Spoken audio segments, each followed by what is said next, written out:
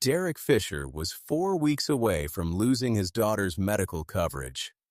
2 jobs, 58 hours a week, and still $312 short of the monthly premium that kept Maya's treatment going. Nobody knew. That was the part that made it worse. Not his teammates.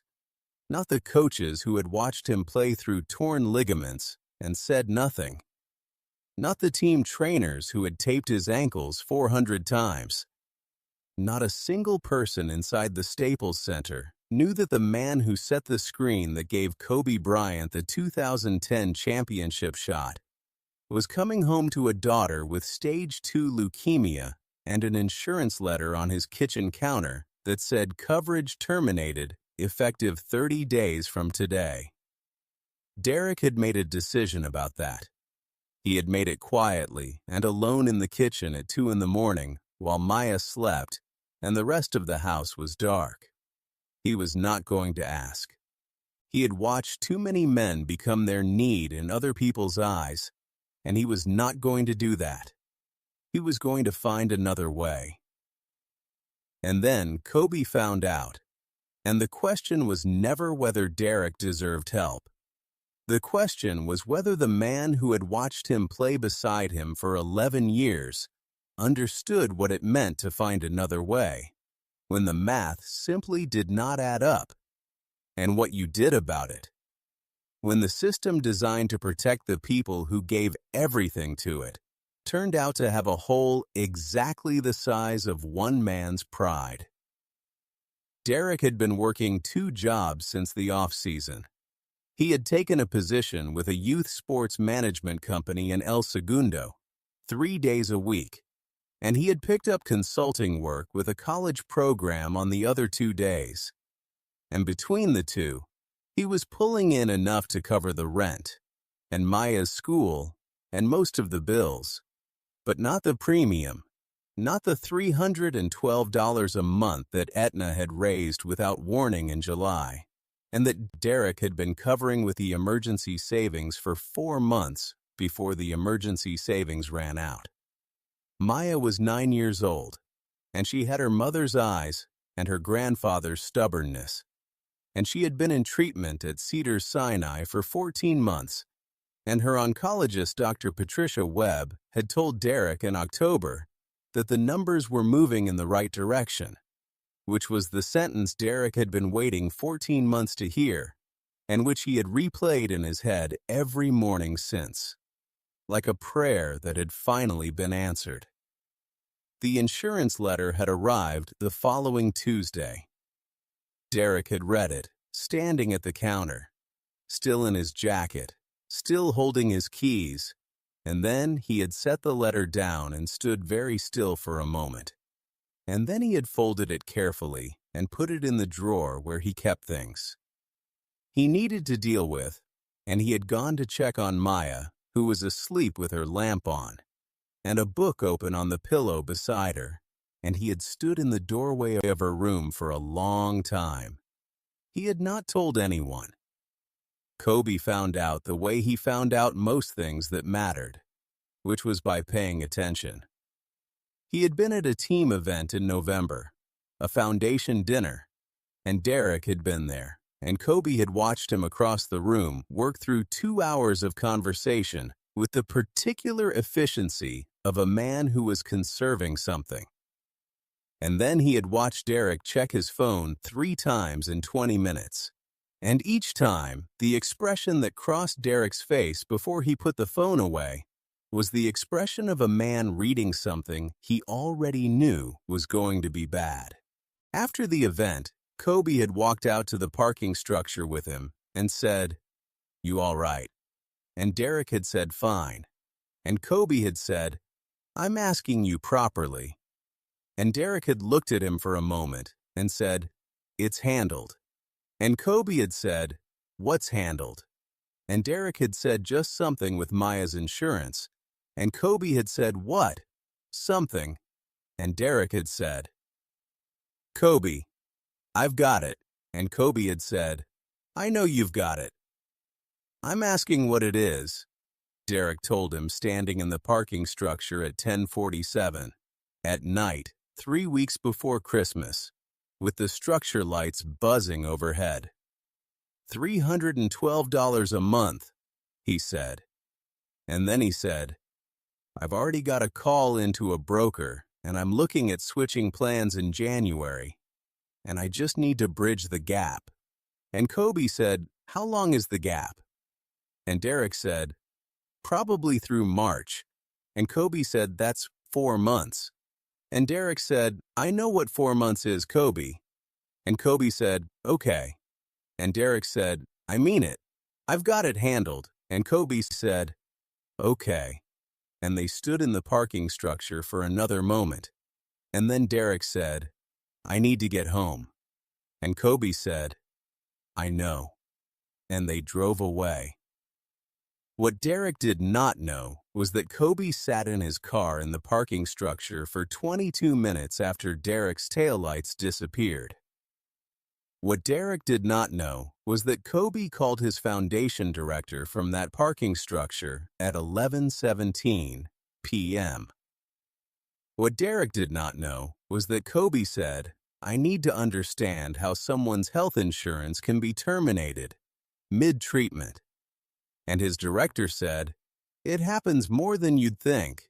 And Kobe said, what do we do about it? And his director said, that depends on what you want to do.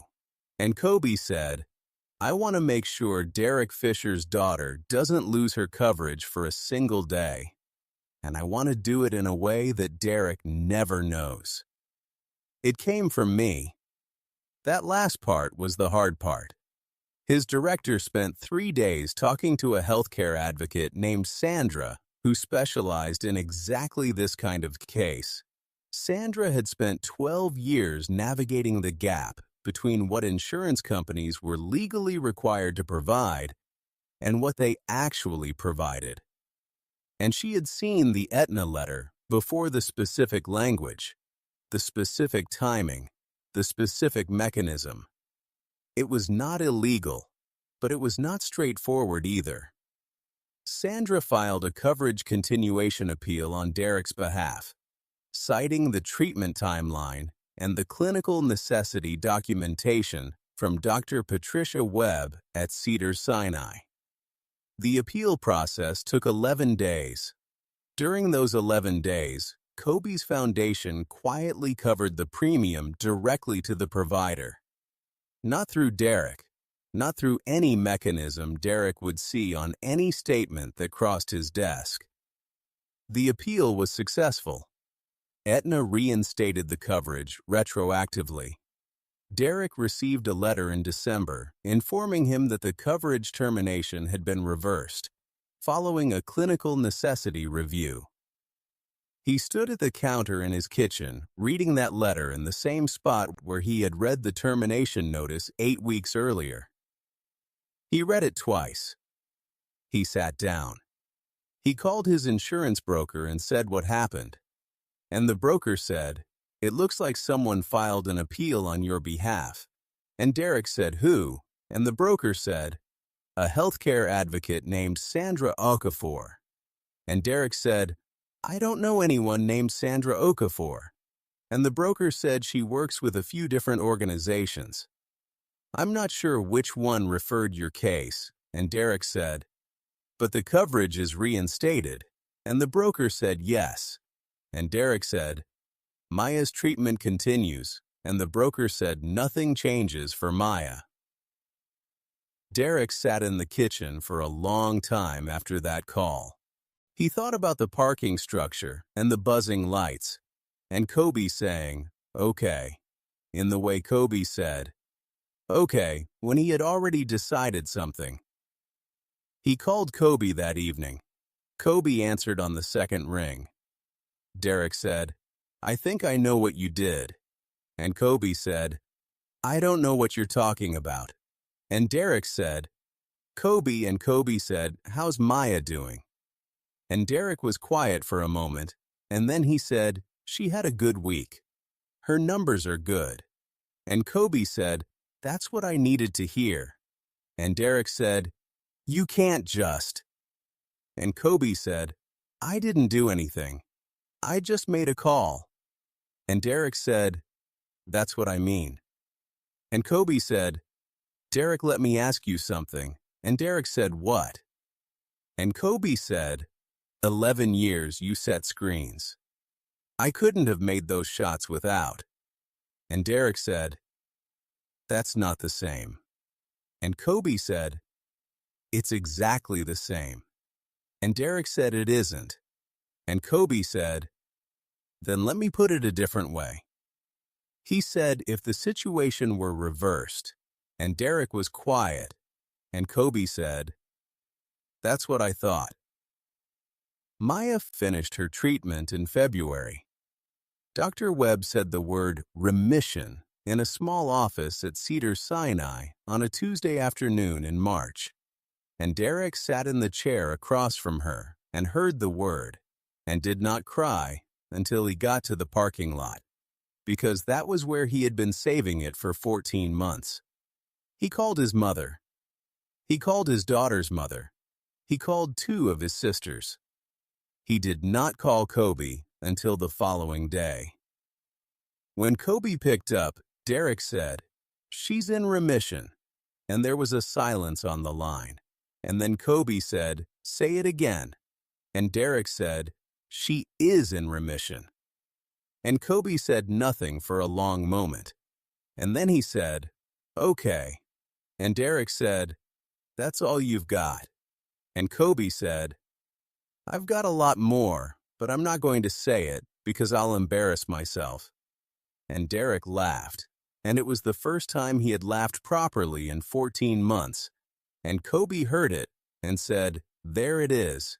And Derek said, "Here it is." Maya turned 10 in April. She had a party with 12 kids in the backyard and a cake that said double digits. And she wore her grandfather's old Lakers hat that came down over her ears, and she ran through the backyard in the afternoon sun with the particular abandon of a child who has been inside for too long and is making up for it all at once. And Derek stood at the edge of the yard watching her and thought about a parking structure and buzzing lights and a man who said, "Okay," like it meant something more than okay. And he thought some debts. You don't repay, you just carry them in the right direction. Sandra, the healthcare advocate, had a meeting with Kobe's foundation director. 6 weeks after the appeal was resolved, she had handled dozens of cases like Derek's over 12 years, and she told the director that the specific mechanism Aetna had used, the mid-treatment premium increase timed to a policy review window, was something she saw 4 or 5 times a year, and that most people who received that letter did not know they had grounds for appeal because the letter was written to make it appear the decision was final. She said most of them just stopped treatment. Kobe's director called him after that meeting and told him what Sandra had said, and there was a silence on the line. "How many people?" she asked, and Kobe said, "What?" And she said, "How many people do you want this to cover?" And Kobe said, "All of them." And his director said, "That's not a number." And Kobe said, "Make it a number." And she said, "Give me 2 weeks." The foundation launched a healthcare navigation program 4 months later, partnering with Sandra's organization to provide free advocacy services for families facing mid-treatment insurance disruptions in California. In the first year, the program handled 63 cases. 51 of them resulted in coverage reinstatement. The other 12 were resolved through alternative funding mechanisms that the program helped identify. Derek found out about the program the way he found out about most things now, which was by paying attention. He saw the foundation's announcement in November and read it twice, and then sat with it for a long time. He called Kobe. Kobe answered on the second ring. Derek said, "I see what you did," and Kobe said, "I don't know what you're talking about." And Derek said, 63 families. Kobe and Kobe said 63 is a start. And Derek said, you said it was just a call. And Kobe said it was just a call. And then some other calls. And Derek said Kobe. And Kobe said, how's Maya? And Derek said she's great. She made the honor roll, and she wants a dog. And Kobe said, get her the dog. Derek. And Derek said, we're discussing it. And Kobe said, what is there to discuss? And Derek said, the dog is not the point. And Kobe said, what is the point? And Derek said, the point is 63 families. And Kobe said, 63 is a start. Derek, I already told you that. And Derek was quiet. And then he said, thank you. And Kobe said, you already said that. And Derek said, I know I'm saying it again. And Kobe said, I hear you. And Derek said, okay. And Kobe said, go get the dog. And Derek laughed and said, I'll think about it. And Kobe said, you'll get the dog. And Derek said, probably. And Kobe said, definitely. And Derek said, all right. And they stayed on the phone for another minute saying nothing, because some conversations have already said everything that needs to be said, and what's left is just the silence of two people who have known each other for 11 years and understand that this is what that sounds like. Maya got the dog in May. It was a beagle, and she named it Mamba, which Derek had not expected, and which made him stand in the kitchen for a long moment when she announced the name. And then he had said, that's a good name. And Maya had said, I know. And the beagle had knocked over a water bowl, and Maya had chased it down the hall, and Derek had stood in the kitchen listening to the sound of his daughter running through the house with a dog named after someone who had made one phone call, and then some other calls. And he had thought about a parking structure at 10:47 at night and buzzing lights, and a man who said, okay, in the way that okay meant something more than okay. And he had thought about what it means when the people beside you on the floor see more than you show them and step into the gap, not because you asked, but because they were paying attention, and because 11 years of setting screens had made them understand that you do not wait to be asked. You just move into position and you do your job. If this story moved, you drop your city and country in the comments below. And if you believe that the people who set the screens deserve someone to have their back, please hit that like button and subscribe. Click the video on your screen right now for another story that will stay with you.